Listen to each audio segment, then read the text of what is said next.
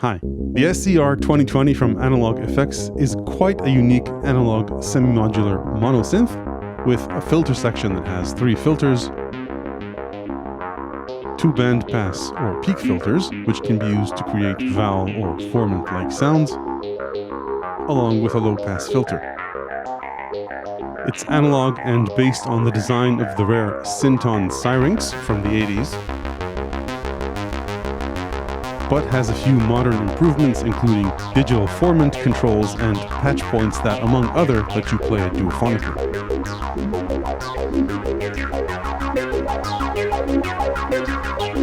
In this video, I'll take an in-depth look at what makes it special, a few patch ideas, and pros and cons of its design.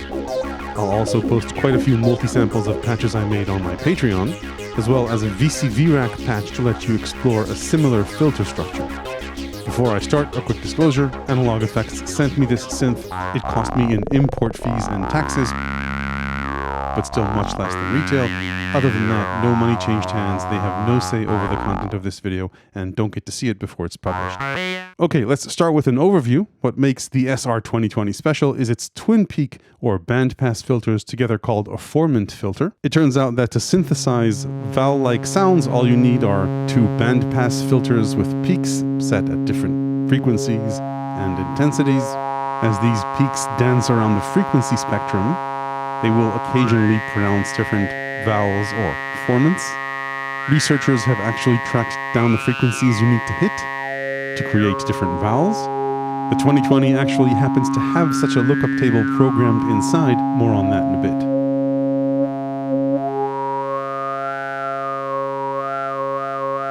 Zooming back out from the filters, with a few exceptions, the SER-2020 is very much a knob per function, and what you see is what you get synth. You've got 2 VCOs and a sub-oscillator along with a ring mod and noise generator fed through the mixer into the filter section through one of 4 routing options. The filters are split into 2 blocks, the peak filters and the low-pass filter, and you can route these blocks in series or in parallel, and there are 2 options to split the different mixer sources into those routings. In terms of modulation, you've got 2 ADSR envelopes, 2 LFOs, and a sample and hold circuit, which is accessible through the patch panel. And then this odd-shaped thing called a touch and bend controller, which can bend pitch. It has 2 metal plates you can apply pressure to and send that to different destinations, for example, the low-pass filter, the VCA for level control, and the rate of LFO2. It's also available as a mod source in the patch panel. In terms of connectivity, you've got over 30 patch points on the bottom of the panel that let you rewire various aspects of the synth, then a 1/4-inch mono and 1/4-inch headphone output in the back, MIDI in and through, as well as a USB device jack for MIDI connectivity to a computer or other USB MIDI host. Beside what's obvious on the panel, the SER-2020 has a few hidden features. One of these is a speech mode where you can assign a different formant to each key, and then slide between these formants with portamento or without. So this acts as kind of like a formant lookup table. And then the second set of features can only be unlocked using MIDI CC commands. These include features like sensitivity to velocity and aftertouch, and even an arpeggiator and sequencer, though you're probably better off using an external one, which will give you more hands-on controls. I'm told that you can't mount the SER-2020 in a Eurorack case, though it is compatible with Eurorack voltages both in and out. Okay, let's dive in and take a deeper look. I'll start with the filters. You've got 2 resonant bandpass filters, or peak filters, in one block, and then a low-pass filter, also resonant, in another block. Let's start by feeding a sawtooth waveform into the bandpass filters. You can see that without resonance, they cover a pretty broad range. So this is bandpass filter 2, and this is bandpass filter 1. You can also listen to them with noise.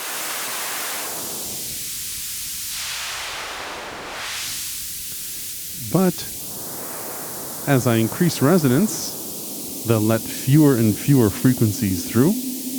The Q becomes narrower. Resonance here doesn't self-oscillate. It doesn't in the low-pass filter too, by the way. the output of the bandpass filters is additive, so they're mixed together. By the way, if I move back into speech mode, which requires a long press on this button, you'll see how the peaks jump or move with portamento to their pre-programmed destinations.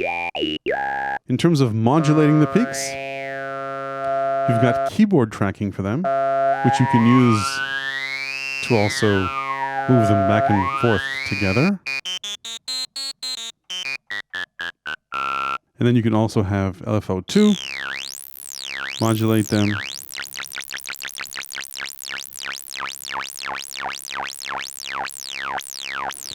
As well as envelope 1. I don't think anyone has claimed the genre Formant acid yet, so this might be the opportunity.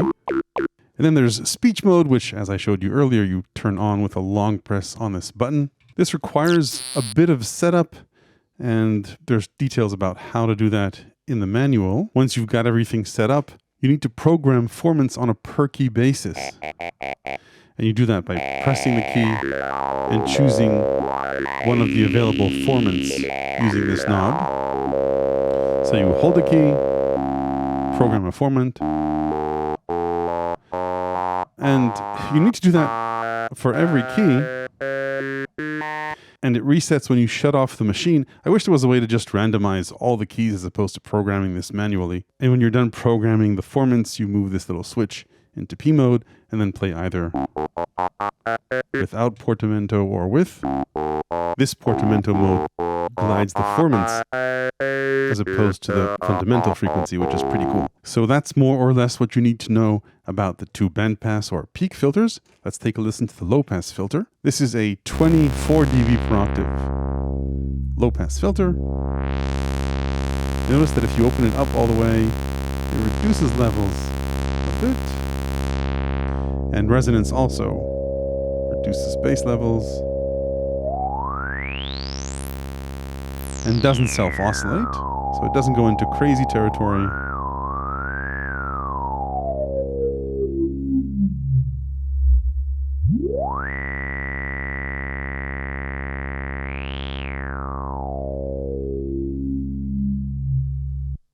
It's got separate filter tracking too, which is cool and useful, as well as an envelope.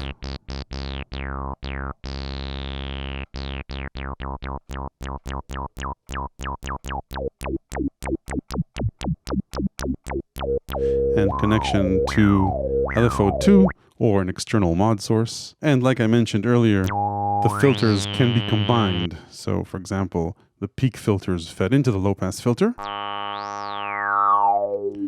will let you filter out upper harmonics, and when they're fed in parallel, then if you want a third peak, you can mix that in as well. Let's move on from the filter section to the other thing that's pretty distinctive about this synth, and that's the touch and bend plate or control. Like I mentioned earlier, you can have this point to the filters with a mod depth, to pitch, or to the level. So use this as nice expression, and also to LFO2 rate.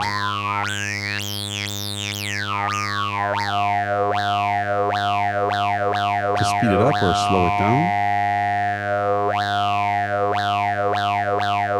This also comes in handy in oscillator sync mode, which I'll get to in a bit. And aside from regular control voltage out, it can also modulate or moderate the output of LFO2 through this output. So those are the things that make the SER-2020 stand out. Its oscillators are based on Curtis 3340 analog VCO chips, which you'll find in many analog synths these days, and that's a good thing. You've got two oscillators with identical shapes, either triangle, saw, square, or narrow pulse. You can't change the pulse width manually, but there is pulse width modulation, luckily.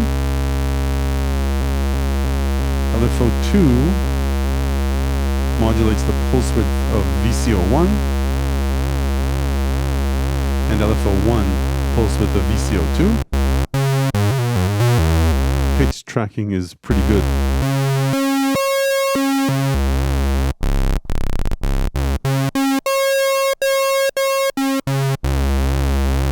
If you turn on the VCO2, by the way, also with pulse width modulation,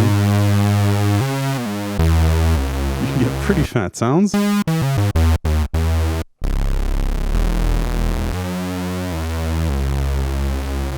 With different speeds per oscillator, which can produce interesting chorusing.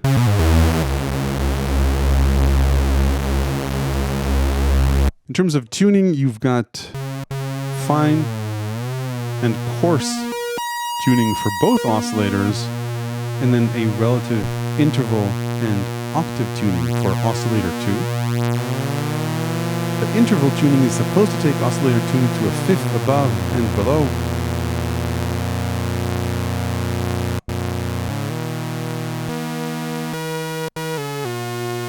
I found that it doesn't quite go up to a fifth above. It goes slightly below a fifth below, so it might be a calibration issue. Then the one difference between the two oscillators is that you can sync or slave oscillator 2 to oscillator 1 in one of three modes: soft sync, hard square sync, and hard saw sync.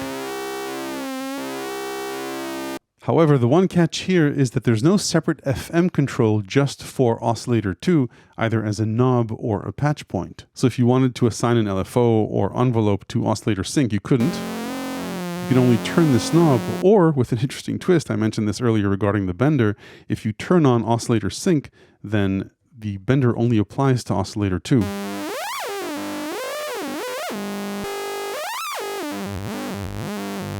So you can get oscillator sync style sounds with the bender, but you need to do it manually. If you wanted to bring in an external module, you could take the CV out from here, mix it with an envelope and LFO, and then feed that back into the CV input for VCO2. This is absolute CV in as opposed to FM. That's why a regular connection from the LFOs or the envelopes won't work for the sync effect here. Moving on from the two main oscillators, you've got a sub-oscillator, square, and then a ring mod and noise. These have to go through the peak filters. So let's say bring up the noise.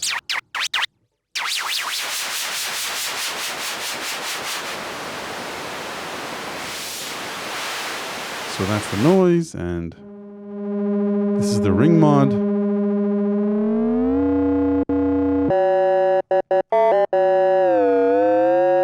Works for nice metallic sounds, and obviously can get more interesting with the peak filters.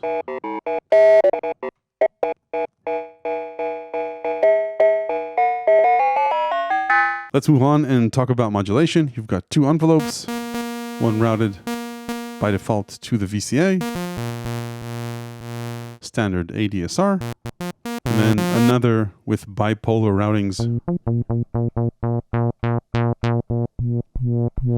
to each of the filters, low pass and band pass. Then you've got two LFOs. LFO 1 is routed by default only to the pulse width of VCO2. However, it's also routed to the clock of the sample and hold circuit. So say if I connect the sample and hold to the low pass filter and increase the mod depth, then LFO 1 controls the speed of the randomization in this case, of the sample and hold circuit. So with this simple patch, it becomes a random LFO.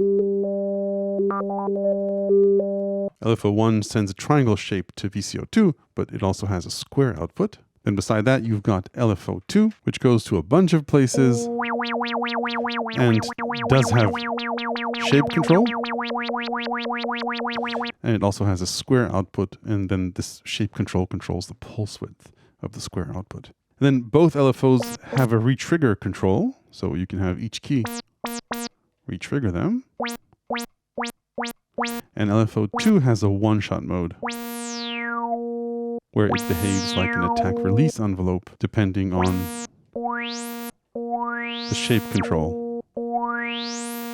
LFOs, by the way, go up to about 20 Hertz, so not quite audio rate. Okay, so that's the SER-2020 overall. Before I talk about a few patch ideas, there's a whole world of additional options available here with dozens of additional parameters that are only available under MIDI control. The thing is that at least as of the making of this video, there's no official control software, so you'll need to set things up on your own. I asked, and Mark from AnalogFX kindly sent me a prototype of mappings to the Electro 1 controller. This will help give you an idea of what's available. As you can see, there are quite a few parameters available here, and on a number of pages, so page 2 and page 3 of settings and modulation and just general controls. Some of these are available on the panel, so for example, release or attack.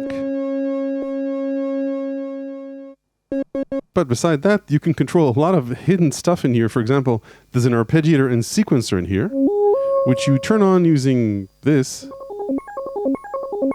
And we now have an arpeggiator with various directions and even a hold mode, which I guess the demo gods aren't favorable today.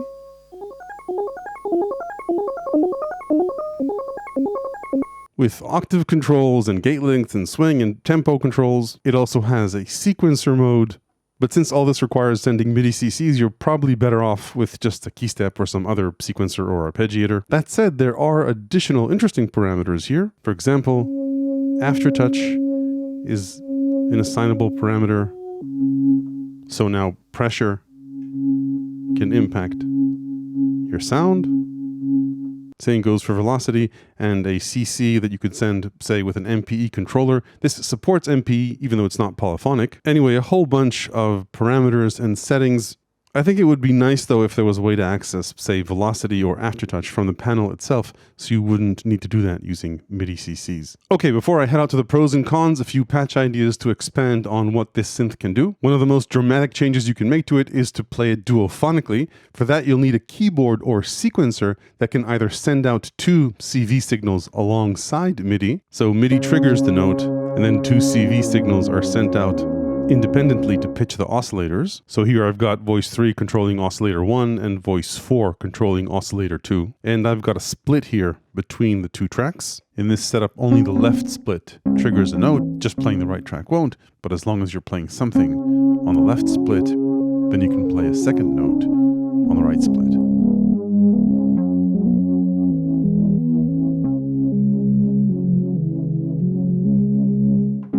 Another option would be to patch the gate out from either one or both of the tracks. If you only patch one into the gate input, then again, only one split will trigger the note, or you can mix the 2 gate signals using a mixer and merge them into here. Playing 2 notes duophonically means that the envelopes and LFOs are shared, of course, so say if I were to start with a slow attack, that would only apply to the first note I play, not to the second note. Same for release, it would only apply to the last note or to the split controlling the gate. You can spread the split apart by transposing one of the oscillators and change the timbre of the oscillators independently as well.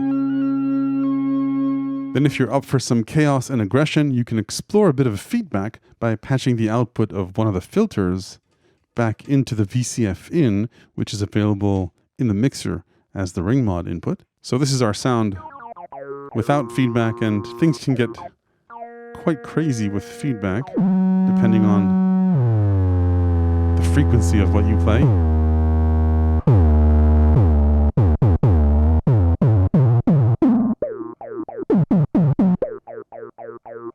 And of course the frequency of the filters and their resonance.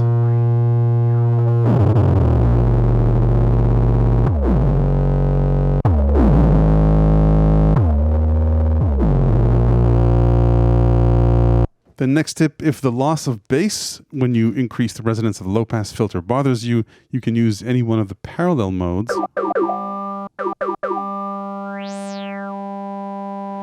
and experience less loss of bass if you set the bandpass filters at the right frequencies to basically compensate for that.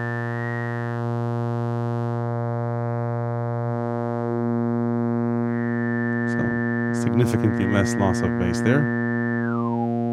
The sample and hold circuit is also a lot of fun, and it doesn't necessarily just need to generate random values. For example, you can patch the output of LFO2 into the sample and hold input, and as opposed to random values, get an up and down motion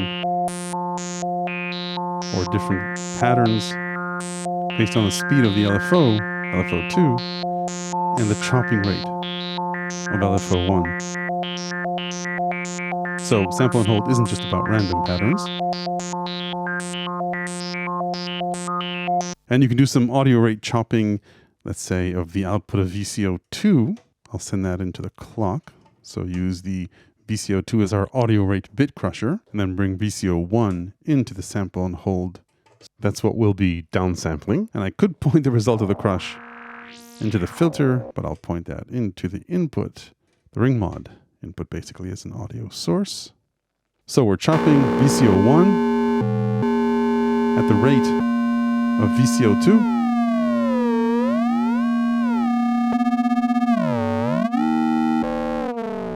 Which can make for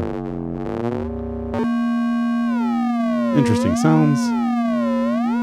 Okay, let's talk about pros and cons for the SER-2020. On the pros side is this synths filter section, and in particular, the twin bandpass filters along with the interesting speech mode that makes it unique and distinctive in the mono synth space. And the two bandpass filters aren't just about formants. You can use them in a variety of other ways to add grit at different frequencies or chop out others. And then beside these two filters, this can do anything most other mono synths can with the 24 dB per octave low pass filter. Beside that, if you've got a keyboard or sequencer with two CV outputs, you can use this as a duophonic synth, though of course it would have been better if it just had a duophonic mode based on MIDI, so you didn't have to deal with CV. Then finally on the pros side, the SER-2020 doesn't just settle for being a clone of the Synton Syrinx that inspired it. The speech mode with its Formant database, the patch panel, the sample and hold circuit, duophonic capabilities, and MIDI functionality add to the original in meaningful ways. That said, on the cons side, and this is applicable to many but not all monosynths, certainly those with patch panels, you can't save presets here, which is a bit of a disappointment in light of the price, so either be ready to take snapshots of the panel or always be ready to record. Then more specifically for the SER-2020, there are quite a few imperfections here, like bleed between the filters in routings C and D. Take a listen to the difference between an open VCA and a closed VCA and see if it's an issue for you.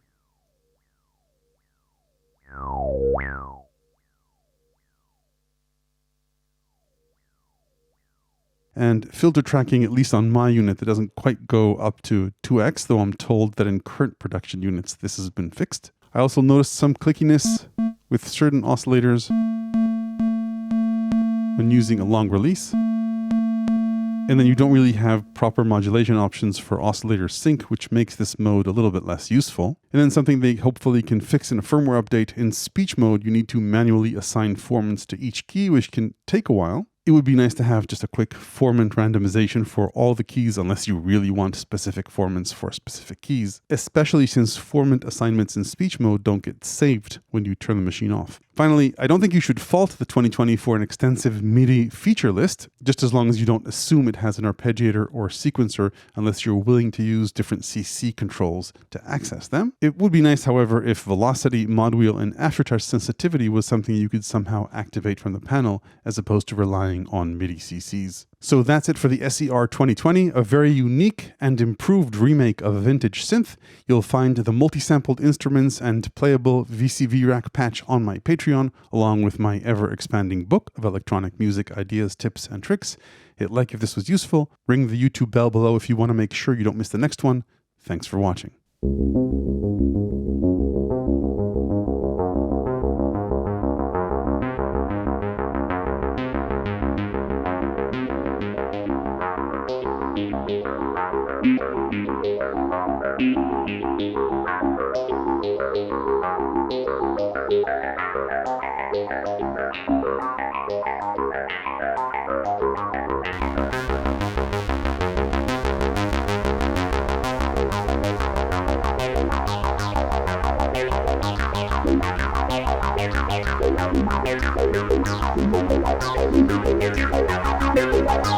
Thank you.